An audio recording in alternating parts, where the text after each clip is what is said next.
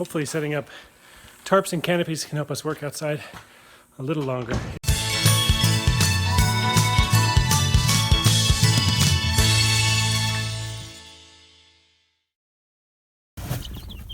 Hey guys! Hi chickies!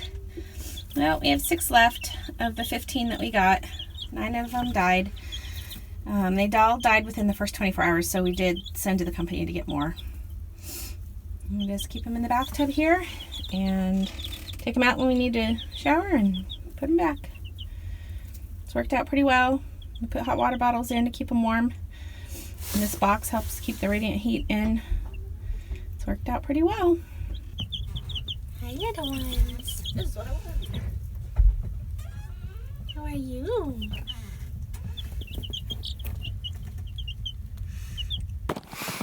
To say we struggle with moisture is an understatement. It rains or snows about 3 days a week in December and January. Today it's snowing, and that's not so bad because yesterday it was raining.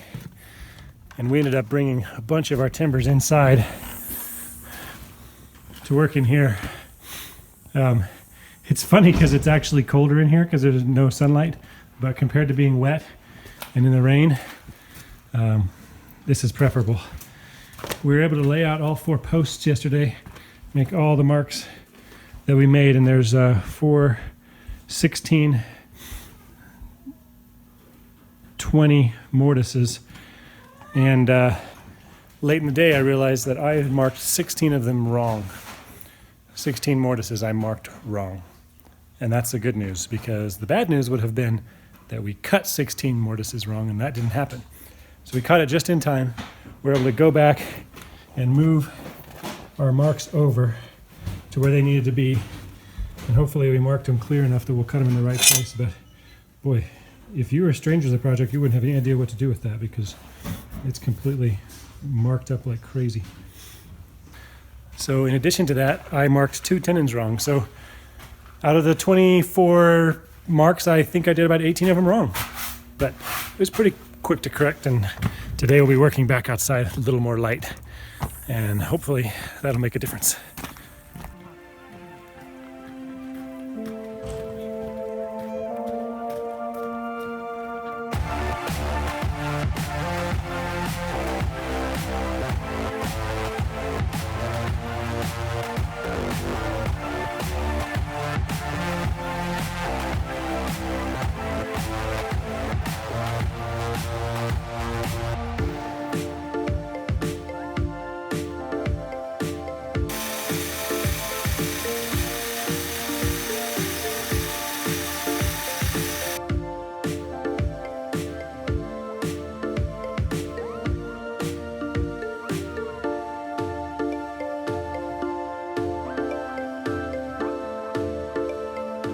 Timber framing is going to be the name of the game for the next few weeks, maybe the next few years.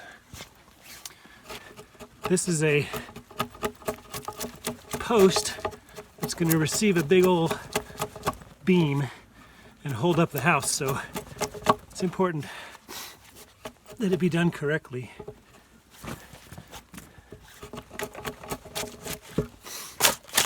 This is one of those situations where the right tool for the job makes all the difference. This is a 2 3/8 inch slick, a boat builder slick, and it does a great job paring this down to exactly the right size.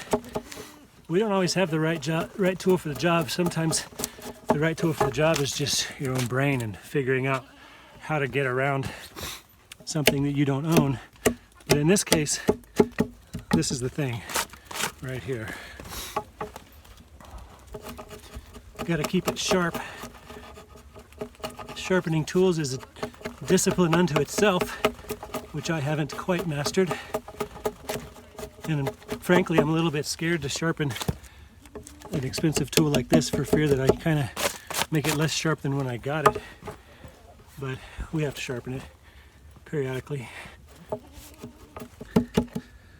A lot of times people wonder, why would you decide to timber frame? All you really need is a shed.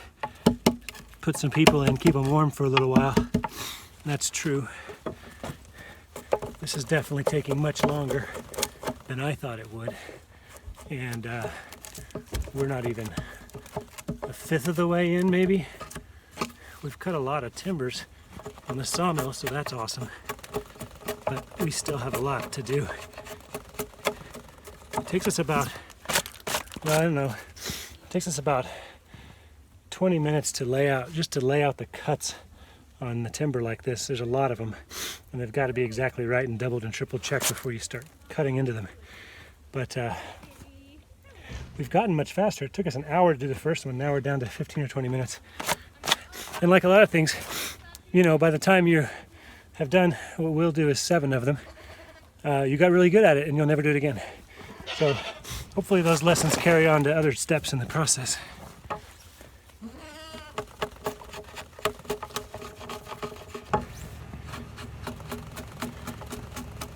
We built a template. It took almost an entire day to build a template so that we could test these, because when we finally assemble them, the pieces are going to be about 250 pounds each, and we don't want to be moving those around just to see if something fits together.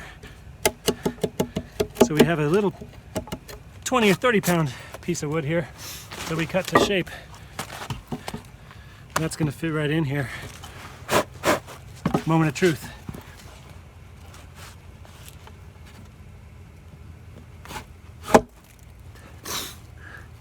That's pretty good. It's the wrong width this way because the template has to fit both sides of the building. That's kind of satisfying. Why is there grass hay here? Nice. Little update on the cow. She is up and about, and she was laying down again yesterday, just briefly. Gabe said it looked like she had her foot stuck under her and couldn't get up very well. But other than that, she seems okay. We think maybe she's not eating enough. You know, we put Briar in here, and it's been working fine. It looks like they're okay, but Briar is the dominant cow, even though she's like so tiny. And she pushes Beulah off the hay, we think. And so potentially Beulah's not getting enough to eat. She's looking, I mean, she's a milk cow, so she's supposed to be thin, but she's looking a little thin. So we're just going to try to give them extra hay. We need to go pick up more hay this week anyway, but hopefully that's all it is. Potentially, we do have a tarp got off of some of our hay earlier in the season, and we have a pile of kind of moldy hay. It's only moldy in spots, but I'm wondering if she was feeling sick because of moldy hay, or, I mean, really, we think she tripped. Not sure if we said this on the other video, but we found a piece of wood wedged in her hoof and when she was down over there the other day, and so potentially she just tripped. We're hoping that's all it was and that she's okay, but I still am worried about her. I still watch her and, you know, just be worried about her because she's my baby, but she's doing good for now.